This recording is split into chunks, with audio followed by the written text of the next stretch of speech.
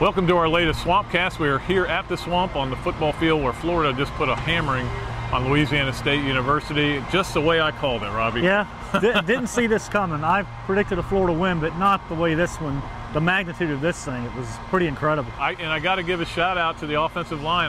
I said that they were going to be the reason Florida lost this game. I didn't think they could handle LSU's defensive line. They blocked, they protected Tebow, they blocked well on the running game, and you know, LSU came in giving up 69 yards a game on the ground, Robbie. Yeah. Florida had 97 to half. I think they ended up well over 200. So yeah, a lot of people think that's the best defensive front in college football, and you know they were no factor for most of the game. They were neutralized by the spread offense and by sharing the ball and distributing it to the playmakers. Off balance from the start. And it was clear to me that it was a different offense, Robbie. They did some things, including the little Tebow pirouette on the touchdown run. You saw a couple of other things that looked a little different. But more than anything, they executed the stuff that they've been running all year. They executed it perfectly. And they used the speed on the edge so well. And once that happened, there were things in the middle. They found cracks in the defensive front between the tackles. So they really spread the field. They hit the edge with their speed. And Tebow had a really good game, one of his better games. That drive in the third quarter was critical. That drive was everything to me. The LSU had taken the momentum. They were only down 20-14 after Florida dominated. And it was just a great drive, highlighted by the pass to Murphy, and Florida just kind of steamrolled from there.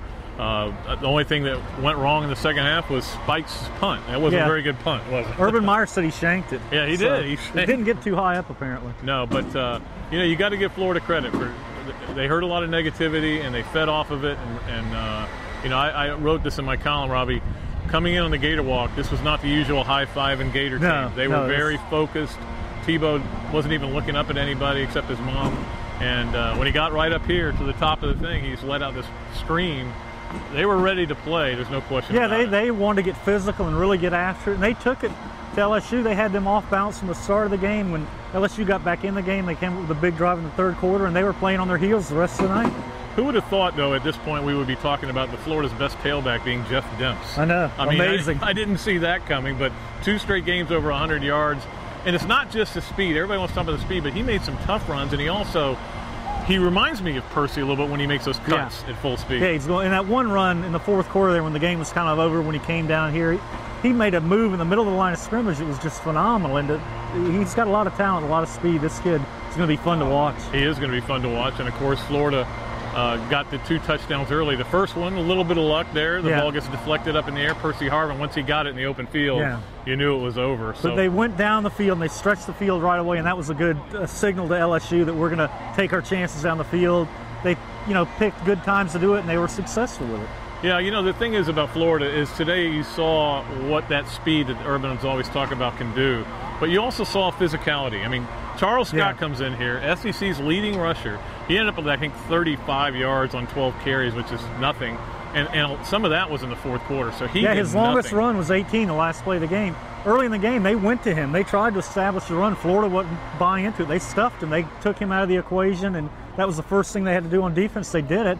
I know some of those passing things scared everybody in the Swamp for a while, but then Florida responded with its offense. So it all worked out a great team win for Florida. It was, and special teams contributed. Brandon James with a 40-yard punt return, and of course, Jonathan Phillips is money right now. I mean, he doesn't miss. So, but the other thing is, when you looked at Florida playing against LSU, you looked at those lines of scrimmages, and while Florida's defensive line did not get sacks till very late, they kept a little pressure. They made them quick pass. It was almost like Florida took the run away from LSU and made them pass, and on the other hand, Florida set up the run with the pass early in the game. They did. That's the first time maybe this year they've done that, been able to do that. So. That's the old Spurrier. Are we allowed to say Spurrier's name? Yeah. He won today, too. His name's up there, Yeah, set up the run with a pass. It works. Yeah, and you guys can gloat about how I missed the pick, but I missed every pick this week. I missed Vandy, I missed South Carolina, I missed them all. It was just an awful week for Dr. Football. I'm sure they feel sorry for you. They do. I got a pulled groin, too. I mean, come on, man. I'm hurting here. But I showed up ready to play today. I was probable, and I made it. So, but it certainly was a good win for Florida. Best win, I think, in 2 years, Robbie. One more defining moment in the Urban Meyer era. One that you're going to look back on maybe at the end of the year and say that was what really turned them around. Well, it was a game they had to have. I mean, if they lose this game, they're not out of the SEC race, but they're in bad shape.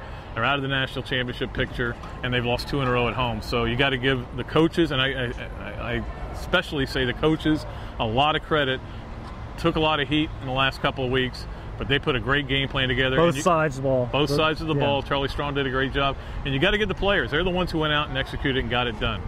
So they, you know, I think what you saw the Florida Gator team we thought we were going to be seeing all year. Yeah, it really is. You know, a lot of different weapons, and they used them all and had the other team off balance. Well, that's going to do it. We'll be back in a couple of weeks to give you a preview of the Kentucky game. Florida with a bye week, of course, next week. And we'll be at Art of the Billiards, so you can come out and see us there and, you know, buy some cold beverages. Diet Coke, of course. That's all we would really want to drink.